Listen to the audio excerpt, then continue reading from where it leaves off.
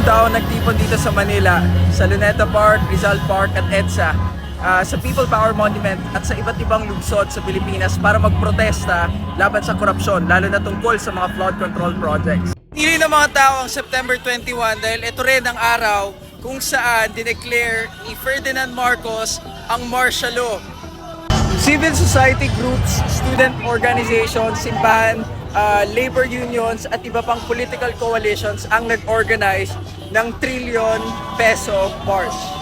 Naka-alerto ang PNP at AFP, meron mga traffic rerouting, meron din mga libreng sakay para mas madaling makarating ang mga tao.